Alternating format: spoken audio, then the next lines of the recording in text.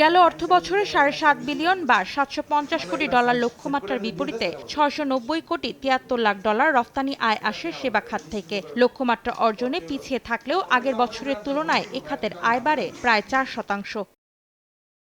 রফতানি উন্নয়ন ব্যুরো ইপিবির মাসিক প্রতিবেদনে দেখা যাচ্ছে একই ধারায় চলছে চলতি অর্থবছরও। গেল জুলাই আগস্টে 126 কোটি $10 লাখ রফতানি আয়ের লক্ষ্যমাত্রার বিপরীতে এসেছে 108 কোটি $71 লাখ, যদিও তা এক বছর আগের তুলনায় প্রায় 7.5% বেশি।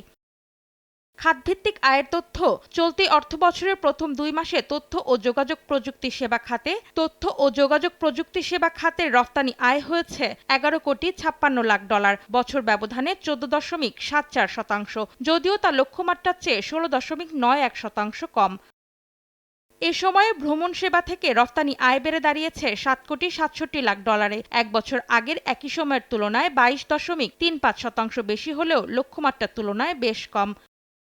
সবচেয়ে বেশি 21 কোটি $20 লাখ এসেছে সরকারি পণ্য ও সেবা থেকে, যদিও নেতিবাচক প্রবৃদ্ধির মুখে বছর ব্যবধানে এ খাতের আয় কমেছে 4.40%।